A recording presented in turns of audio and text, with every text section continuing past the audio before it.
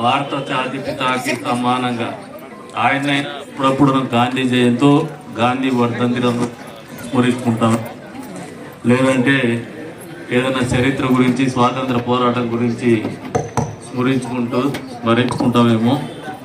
కానీ భారతదేశంలో ప్రతి పౌరుడు అనునిత్యము గుర్తుపెట్టుకొని ప్రతినిత్యం కూడా జీవన విధానంలో బ్రతికే విధానంలో మనం ఆచరించే పద్ధతుల్లో అనునిత్యం కూడా ఆచరించి ఆ జీవితాన్ని గడుపుతున్నటువంటి మనమందరం కూడా ఆదర్శంగా తీసుకుంటున్నటువంటి రాజ్యాంగ నిర్మాత, రాజ్యాంగ సృష్టికర్త, మహానుభావుడు డాక్టర్ బిఆర్ అంబేద్కర్ గారి 133వ జయంతి సందర్భంగా ఏర్పాటు చేసినటువంటి కార్యక్రమానికి అధ్యక్షత వహించినటువంటి పెద్దలు సోదరులు పి నారాయణ గారికి, అదేవిధంగా వేదిక మీద ఉన్నటువంటి ఇతరత్ర పెద్దలకు, విచ్చేసినటువంటి బిఆర్ అంబేద్కర్ గారి బంధువులకు, ఆత్మ బంధువులకు, తెలుగుదేశం పార్టీ ఇతర తరపున విచ్చేసినటువంటి నాయకులకు, కుటుంబ సభ్యులకు అందరికీ కూడా డాక్టర్ బిఆర్ అంబేద్కర్ గారి 133వ జయంతి శుభాకాంక్షలు. అదేవిధంగా మమ్మల్ని ఆహ్వానించినందుకు వారందరికీ కూడా మనస్ఫూర్తిగా ధన్యవాదాలు తెలుపుకుంటాం.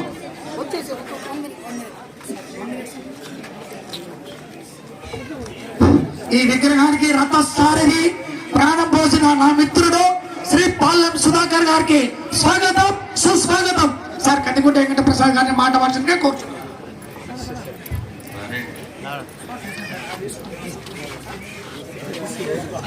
శ్రీ పాలెం సుధాకర్ గారికి స్వాగతం, సుస్వాగతం. ఈ విగ్రహానికి ప్రాణం పోసాడు. 2000 మందికి ఈరోజు నాన్ వెజ్ దాదా పాలెం సుధాకర్ గారికి హార్ట్ఫుల్లీ వెల్కమ్.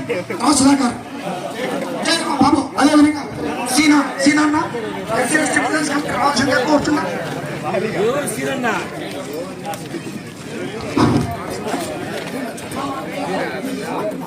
సీనా వెల్కమ్. అదేవిధంగా సుధాకర్ గారు ప్లీజ్.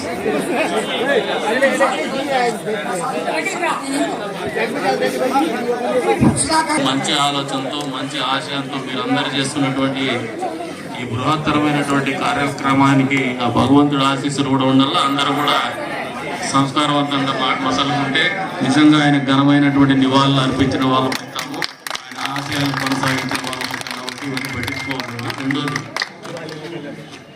విగ్రహాలు పెట్టుకోవడం అంటే అదేదో ఒక కార్యక్రమం కింద చూడద్దు. అనునిత్యము వాళ్ళ ఆశయాల్ని మనము ఆచరణలో పెట్టాలనే ఆలోచనే, ఆదర్శంగా నిలబెత్తు విగ్రహమూర్తులు అని చెప్పేసి మీరు అందరూ కూడా గమనించుకోవాలా.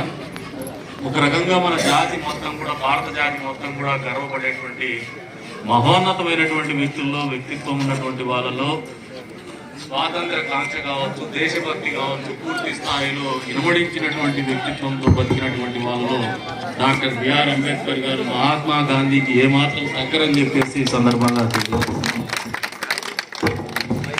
దాదాపు ఆయన మేధా సంపత్తు ప్రపంచ దేశాలకే ఒక రకమైనటువంటి స్ఫూర్తి.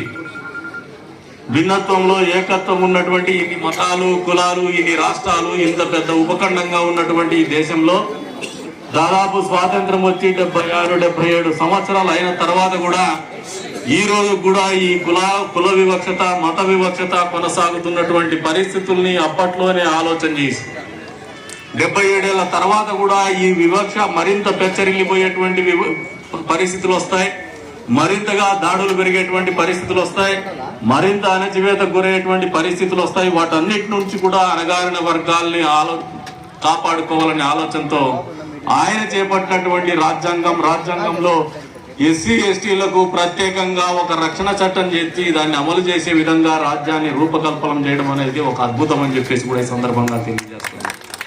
అదే చట్టం లేకపోతే ఈ రోజున ఈ పేదవాళ్ళు కానీ, మనలాంటి వాళ్ళు కానీ, వెనుకబడిన వర్గాల వాళ్ళు కానీ, దళిత గిరిజన సోదరులు కానీ బతికేటువంటి పరిస్థితులు ఉండేవా ఒక్కసారి ఆలోచన చేసుకోమంటున్నాం.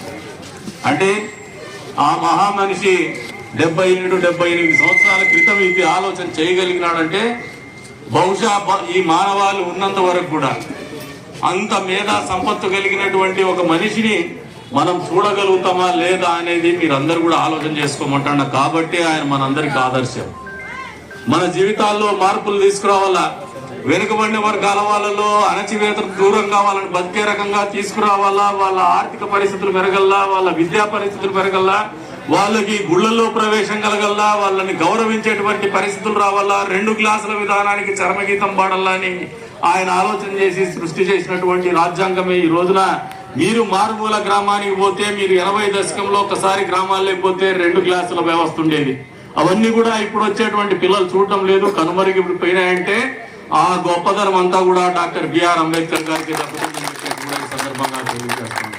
అంతేకాదు రాజకీయ పార్టీ నాయకులు కానీ, రాజకీయ పార్టీలు కానీ, ఏ పార్టీకి అయినా కూడా అవకాశాల కోసమో లేదంటే ఓట్ల కోసమో ఇంకొక రకమైన అధికారం కోసమో కావచ్చు, కానీ ఈ రోజున దళితులను గౌరవించాలా అనే ఒళ్ళు దగ్గర పెట్టుకొని చేసే ప్రతి ప్రయత్నం వెనక డాక్టర్ బిఆర్ అంబేద్కర్ గారి కృషి ఉంది అనేది వాస్తవం అని ఈ సందర్భంగా తెలియజేస్తా ఉన్నారు.